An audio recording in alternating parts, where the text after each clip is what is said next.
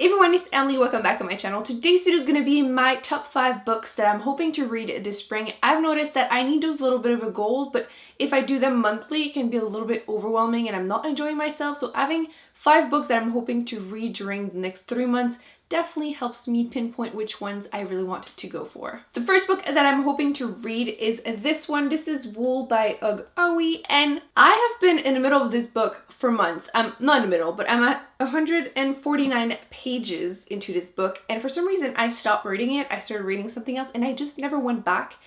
And the silly part is that I'm actually liking this book, so I really don't understand what happened there, and I just need to actually finish it. It is a sci-fi, post-apocalyptic type of book.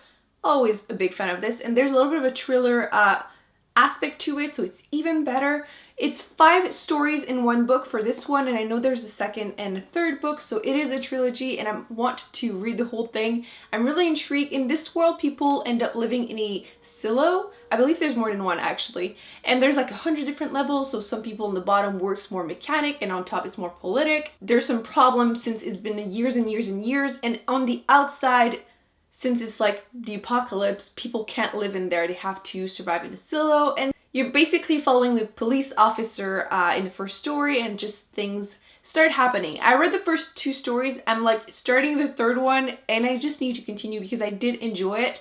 There's like little twists and turns. The stories are pretty short to begin with, so I want to finish it. The book isn't that huge for something that has 5 stories in it. There's like 500 pages for 5 stories. Not that bad, so I really need to just start reading it again. I really don't know what happened there, but yeah, needs to happen. The next book I have been wanting to read for so long, to the point that I'm actually scared at this point that I'm like overhyping it and I'm not gonna like it as much as I'm hoping.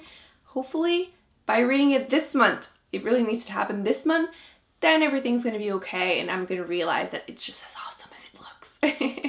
I'm hoping to read The First 15 Lives of Eyre August by Claire North, and in this book you're following Eyre August, who lives his life, dies, and then he realizes that he's starting all over again with the memory of his past life. Then on his 11th life, there's a little girl that appears and lets him know that she has a message for him. I believe, I don't know, I haven't read the book obviously, that he basically has to save the world. Something is gonna happen and he's the only one that can change it. So obviously super intriguing premise. I'm interested to see what Eyre August actually starts doing, because if you're living your life over and over again, which just sounds interesting to me, knowing that no matter what you do, everything is okay, you're starting it over, I don't know what it's gonna do. So really intrigued. It's kind of like sci-fi. Definitely want to read more sci-fi, and this one just seems super intriguing to me.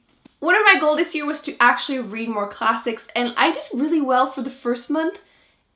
February, I didn't read any classics, so I want to have at least a goal of reading one once in a while. So this spring, I'm hoping to read Jane Eyre by Charlotte Bronte, and I actually have started it like today. I started listening to the audiobook, and I'm traveling a lot this month, so I'm hoping that maybe, you know, at the airport when I'm walking or something, I'll be able to listen to it and just read the whole thing. I don't know too much, even though whenever I said that last time, apparently I said the spoiler, which is weird because it's in the back of the book. I hate when they do this. That's why I never read the back of the books anymore, because half the time the whole story is there, which just sucks. So basically all I know is that it's kind of a love story and it's a classic, and I've been meaning to read more, so this one is on my list. I feel like a lot of people talk about this one. People either really love it or not so much, so I'm really intrigued to see where I'm gonna fall into it. But so far the audiobook, I've just listened to 1 hour, and so far I'm liking it, but we'll see.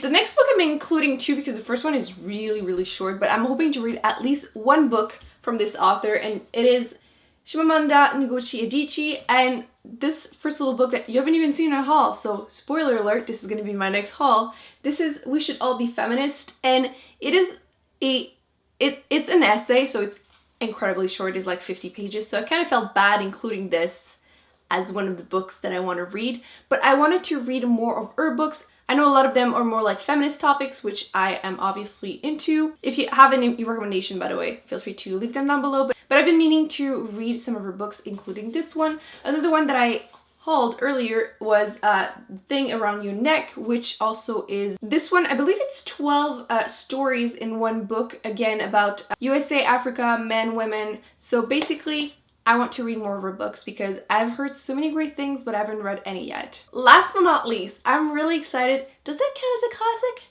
Classic fantasy? I have never read this book, and I know a lot of people grew up reading this book. I'm excited. And The Hobbit by JRR Tolkien. I have never read this book. I've heard so many people say that they actually grew up reading these books. They're super into it. I did read Lord of the Ring in French a few years ago, which I've been meaning to reread again in English to just see. But I haven't read this book and I'm really excited. I do like this edition.